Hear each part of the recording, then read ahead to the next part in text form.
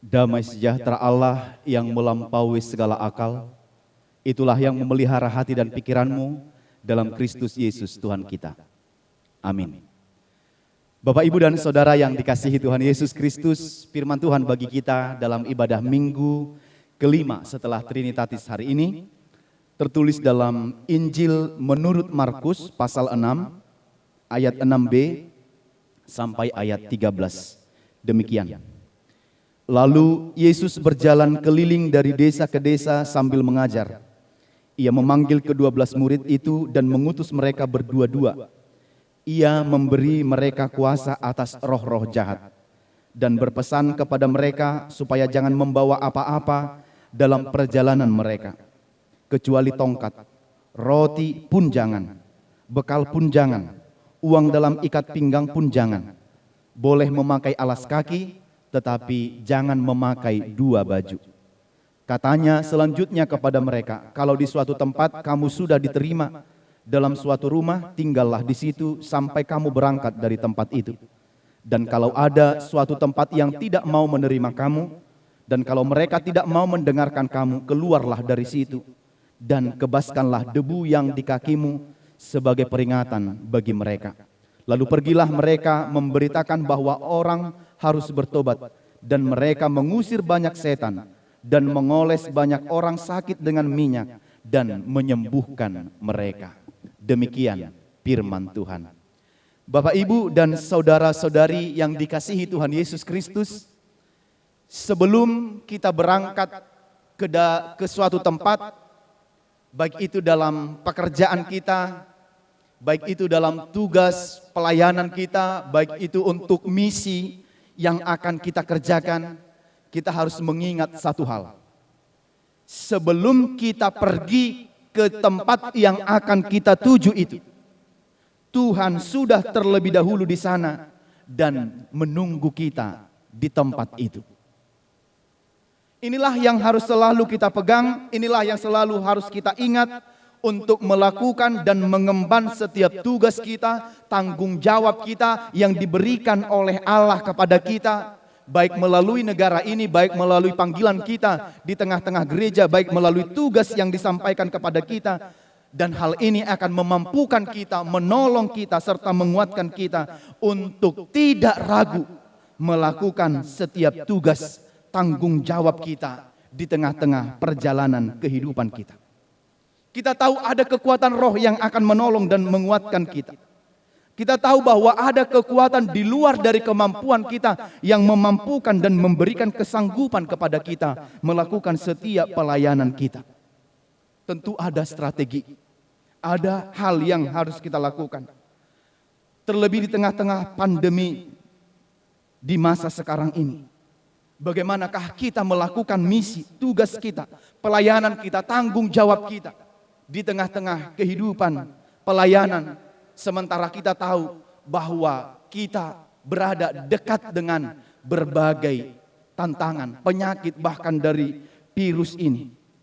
Maka kita yakin dan percaya Tuhan menolong kita, menguatkan kita, memberikan pikiran bagi kita yang jernih, bagaimana bertindak dengan baik, bagaimana bertindak tidak ceroboh untuk melakukan setiap tugas dan pelayanan kita. Memang kalau Tuhan yang sudah menyuruh, Tuhan yang sudah mengutus, maka Tuhan yang akan memampukan kita. Tidak ada satu hal apapun yang dapat menghalangi ketika Tuhan memakai kita sebagai alatnya untuk menyampaikan kabar baik, berita sukacita, dan menjadi penyambung lidah Allah kepada siapapun yang kita layani dalam setiap tugas dan tanggung jawab kita di dunia ini. Demikianlah firman Tuhan yang kita dengarkan pada saat ini. Sebelum Yesus mengutus ke-12 muridnya untuk berkhotbah, untuk mengajar, untuk melakukan tugas-tugas mereka, berkeliling dari desa ke desa, dari satu tempat ke tempat yang lain.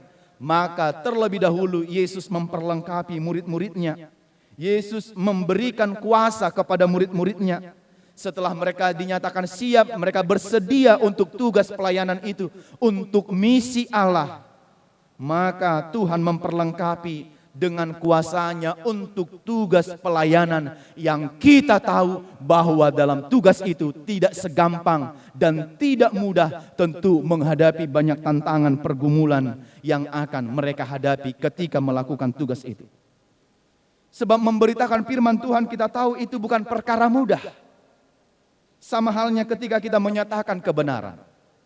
Kalau kita berani menyatakan kebenaran dalam hidup ini, dalam masyarakat, dalam lingkungan kita, saya katakan kita harus berani dibenci, kita harus siap dibenci, kita harus siap untuk tidak disenangi oleh orang lain.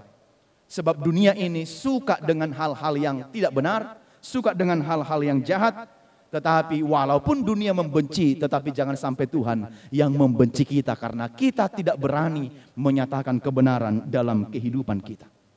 Maka Tuhan memperlengkapi para muridnya untuk tugas dan pengutusan itu. Yesus benar-benar mempersiapkan mereka dengan begitu sangat amat baik.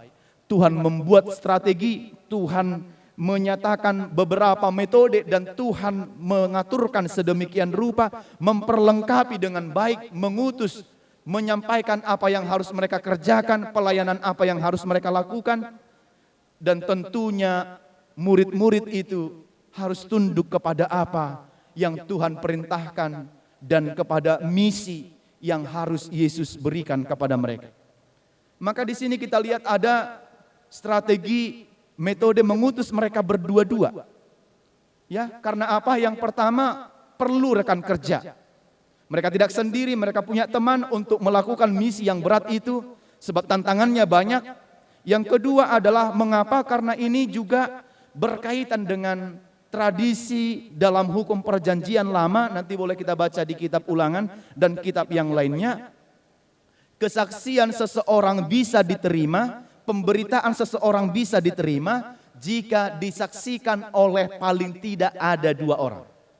Jadi jika 1 orang menyaksikan tentang satu hal, menyatakan berita tentang firman Tuhan, satu sisi untuk hukum yang berlaku bagi orang tradisi Yahudi itu menjadi sesuatu hal yang dapat diragukan. Maka mereka diutus berdua-duaan, begitu beratnya tugas pemberitaan itu. Karena banyak orang yang memberitakan berita tentang firman Tuhan itu yang dituduh semena-mena, yang dituduh hanya sebagai ajaran sesat, yang dituduh untuk menyesatkan umat. Bagaimana supaya pemberitaan firman itu, kabar tentang Yesus itu tidak diberitakan, itu alasan dunia ini. Itu sebabnya pemberitaan tentang Yesus itu selalu dikejar, selalu banyak orang yang tidak suka. Karena apa? Karena berita tentang keselamatan yang ditawarkan oleh Yesus itu banyak tidak disukai oleh dunia ini. Ya, bahkan pemberitaan firman Tuhan itu sampai kadang mengharuskan pemberita itu harus menjadi korban karena pemberitaan itu. Ada orang yang menjadi dihukum, ada orang yang harus dipenjara.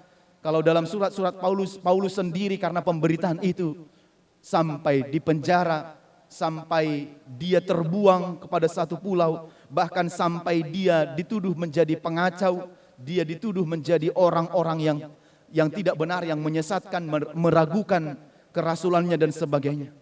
Jadi benar atau tidak benar, di tengah-tengah kesaksian mereka untuk memberitakan firman Tuhan itu harus bisa dipertanggungjawabkan paling tidak oleh 2 saksi. Itu sebabnya Tuhan mengutus mereka secara berdua-duaan.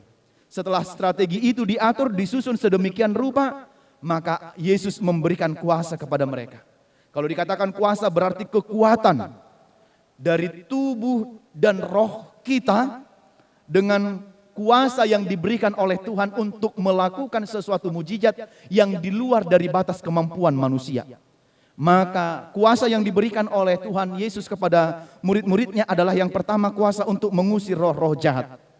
Karena memberitakan firman Tuhan itu banyak tantangan. Karena mereka belum menerima firman dan Injil itu, maka masih banyak orang yang akan mereka jumpai itu dipenuhi oleh kuasa-kuasa kegelapan, kuasa-kuasa dunia ini. Maka Tuhan memperlengkapi mereka untuk mengusir kuasa roh jahat dari hidup orang-orang yang belum menerima Kristus atau orang-orang yang tidak percaya itu, yang dikuasai oleh roh-roh dunia ini dan dikuasai oleh roh-roh jahat. Jika murid bertemu dengan orang-orang dikuasai, dirasuki oleh roh jahat itu, maka Tuhan sudah memberikan kepada mereka kuasa untuk mengusir roh itu, sehingga ketika roh itu terusir, terhindar, pergi dalam diri orang yang menerima Kristus itu, maka roh Tuhan yang selanjutnya berdiam di dalam dirinya ketika dia sudah menerima Yesus sebagai Tuhan baginya dan juru selamat. Selain itu, kepada mereka diberikan banyak kuasa lagi. Yang kedua dikatakan di sini, Yesus memelihara dan menjaga serta mempersiapkan kebutuhan hambanya. Bapak, Ibu, dan Saudara yang dikasihi Tuhan Yesus Kristus, Yesus berpesan supaya mereka jangan membawa apa-apa dalam perjalanan mereka, dalam tugas, dalam misi dan pelayanan itu, kecuali tongkat. Kenapa? Karena tongkat itu sebagai senjata bagi mereka, sebagai alat bagi mereka. Melalui itu Yesus berpesan supaya mereka tidak membawa roti pun jangan dibawa, bekal pun jangan, uang dalam ikat pinggang pun jangan, boleh memakai alas kaki tetapi jangan memakai dua baju. Tadi sekali lagi, kenapa dengan tongkat? Apa fungsinya? Karena tongkat bisa menjadi senjata jika mereka berhadapan dengan musuh di tengah-tengah perjalanan mereka. Karena tongkat itu dapat mereka pakai untuk menuntun mereka. Di samping sebenarnya Tuhan Allah lah yang menjadi penuntun bagi mereka dalam melakukan tugas itu. Lalu mengapa mereka tidak boleh membawa itu semua yang sudah disebutkan di atas tadi? Uang, bekal, makanan. Sebab kita lihat di sini, pemberita firman itu tidak boleh mengutamakan hal kedagingan ketimbang hal yang utama yang harus mereka sampaikan, yaitu pemberitaan firman Tuhan. Jangan karena persoalan makan, persoalan uang, misi yang utama itu menjadi tidak tersampaikan, yaitu memberitakan tentang berita keselamatan dari Yesus Kristus. Maka pemberitaan firman tidak boleh tergantung dan mengandalkan apa yang ada padanya untuk memberitakan firman Tuhan. Tidak boleh bergantung kepada soal makan, soal uang, soal bekal. Tetapi yang perlu kita lihat di situ, mereka harus bersandar pada Tuhan. Tidak boleh bersandar pada pikiran dan pengertian mereka. Sebab hidup mereka tergantung kepada Tuhan. Bukan tergantung pada apa yang dibawanya. Bukan tergantung pada bekal. Bukan tergantung pada uang. Bukan tergantung pada makanan yang mereka bawa. Pada roti yang mereka sediakan yang perlu banyak. Bukan tergantung pada bekal yang menunjukkan kekhawatiran mereka. Kalau hari ini habis, besok masih ada bekal. Bukan tergantung pada itu. Bukan tergantung pada uang dalam ikat pinggang mereka, tentang kalau ikat pinggang itu kesiapan, tetapi kalau ada uang di situ berarti mereka siap dengan mana tahu ada yang perlu dan sebagainya. Mereka sudah mempersiapkan banyak hal untuk itu. Dan juga mereka tidak memakai dua baju, artinya mereka hidup dalam kesederhanaan. Di samping dari semua itu, arti dari semua itu, jangan karena alasan kedagingan itu tugas pokok dan tugas utama memberitakan firman itu menjadi terabaikan. Tading narikot, tading do narikot binahenni narumikot. Jangan lebih banyak alasan mereka pada hal yang seperti itu. Alas kaki boleh, itu juga mereka pakai karena mereka melakukan perjalanan yang begitu sangat panjang. Itu sebabnya jangan lebih memikirkan hal-hal yang seperti tadi ketimbang tugas pokok dan tugas utama mereka. Karena mereka tidak boleh egois memikirkan diri sendiri, kepentingan diri sendiri. Dan bahkan mereka tidak boleh berpikir untuk menjadi kaya atas tugas dan pemberitaan firman itu. Di samping dari semua itu mereka harus menyadari bahwa Tuhan memelihara, menuntun kehidupan mereka, dan apa yang perlu sudah Tuhan sediakan bagi mereka. Tuhan memakai banyak cara, Tuhan memakai siapapun, Tuhan memakai banyak orang untuk memberikan apa yang mereka perlukan. Dipakai di Batado Gudang Jolma di Portibion, marhiti ragam ni akacarana. Laho pasahaton nadumenggan tungulu ni akka nasinuruna.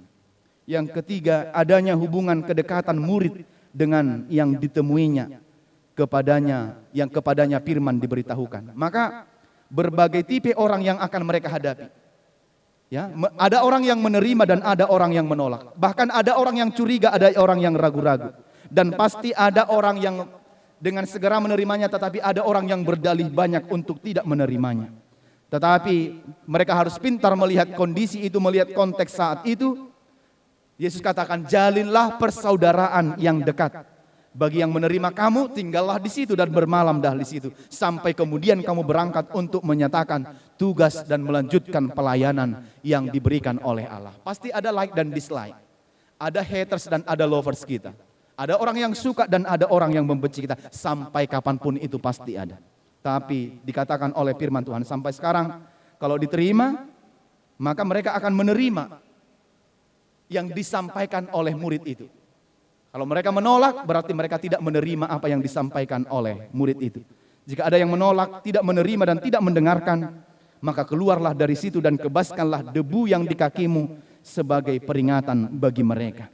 Maka ditolak ini pasti tidak enak, Bapak Ibu.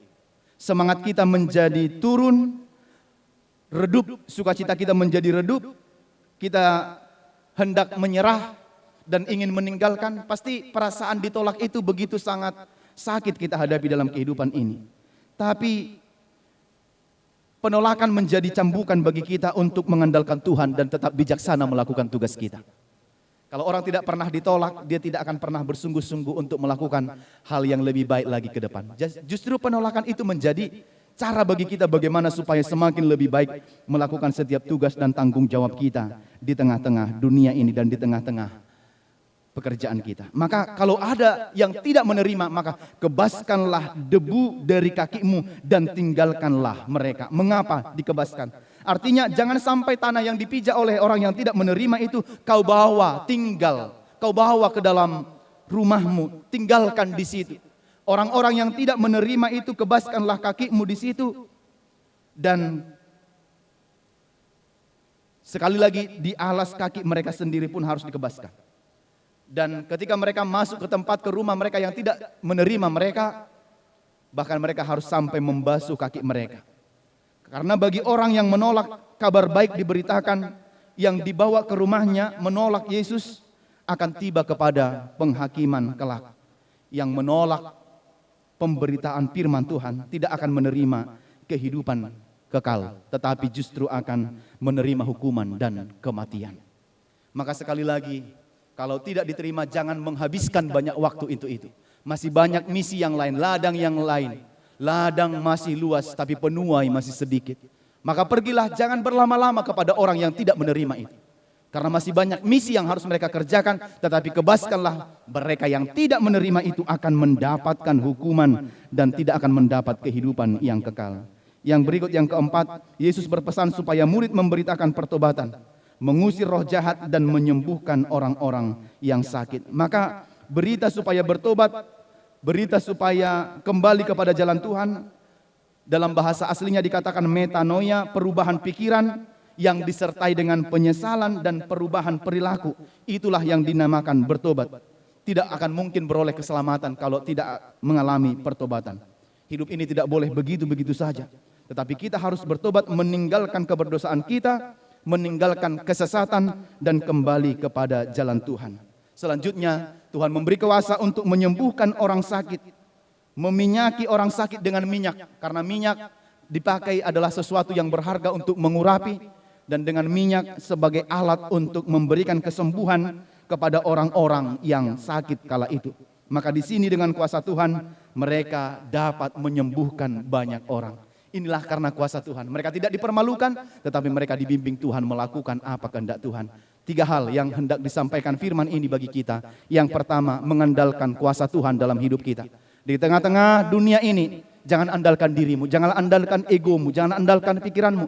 Itu terbatas, tapi andalkanlah kuasa Tuhan. Jangan pikirkan jalan pintas untuk menyelesaikan pergumulanmu. Jangan pikirkan kuasa-kuasa dunia ini. Orang-orang yang punya kuasa, atau mengandalkan orang-orang yang punya pangkat jabatan dan sebagainya. Tetapi andalkanlah Tuhan. Di tengah-tengah menghadapi pandemi ini, andalkan Tuhan dalam kehidupan kita. Jika kita sebagai pelayan, Kuasanya lah yang kita andalkan untuk memberitakan firman Tuhan. Bukan karena diri kita sendiri, bukan karena pikiran kita, bukan jalan kita, cara kita untuk memperoleh kekayaan, kehormatan dan sebagainya. Tetapi justru kita pakai untuk mengandalkan kuasa Tuhan, supaya melaluinya orang melihat bahwa Tuhan benar-benar berkuasa dan anugerahnya begitu besar kepada kita dan kepada dunia ini. Maka kuasa itu diberikan di tengah-tengah tantangan di dunia ini, supaya kita bijaksana, supaya kita dikuatkan dan dimampukan oleh Tuhan menghadapi kehidupan kita. Yang kedua, Yesus memelihara hambanya, karena itu kita bersedia dipakai olehnya.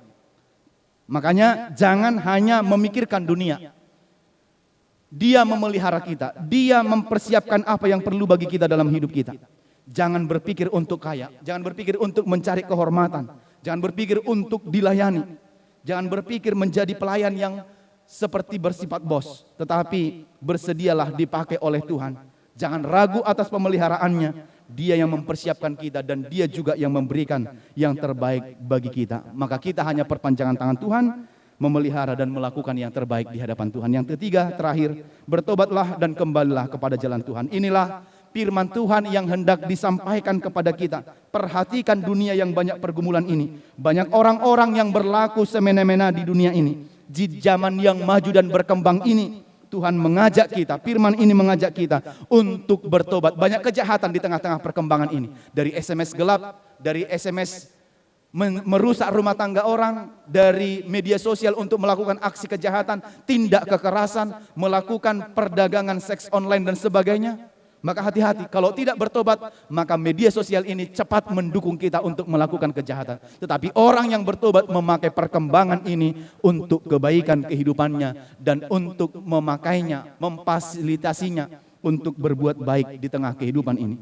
Justru di tengah-tengah kehidupan dunia ini, lihat, masih banyak orang yang tidak bertobat. Malahan kita lihat di tengah-tengah pandemi ini, ada orang yang kita dengar berani memalsukan atau memakai ulang alat swab dan tes yang kemarin kita dengarkan itu. Bukan malahan bertobat, tapi malah melakukan kejahatan. Lihatlah.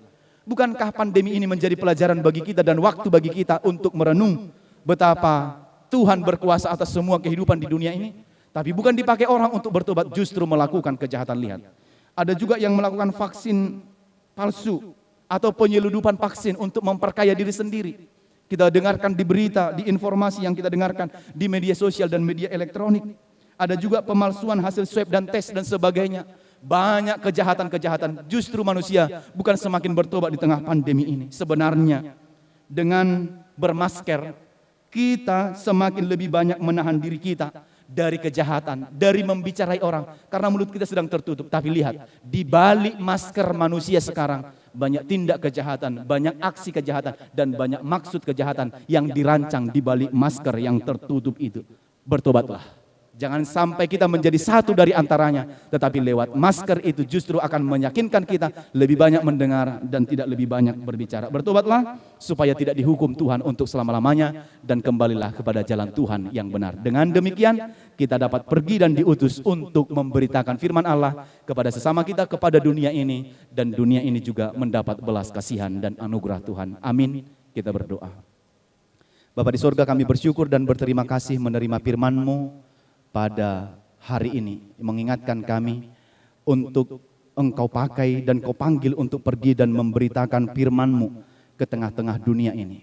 Bapak, tolonglah kami, perlengkapi, persiapkan kami, sebab kami memiliki banyak kelemahan, kami memiliki banyak pergumulan. Dengan kuasa dan anugerah-Mu, Tuhan memampukan kami agar kami melakukan misi dan tugas yang Tuhan berikan kepada kami. Berkati jemaat-Mu, lindungi mereka dalam kehidupan mereka, keluarga mereka dan pekerjaan mereka. Lindungilah mereka, jauhkan kami dari segala macam penyakit, terlebih karena pandemi ini Tuhan jagai dan lindungi kami, rangkul kami di dalam kasih-Mu. Dalam nama Yesus kami berdoa. Amin.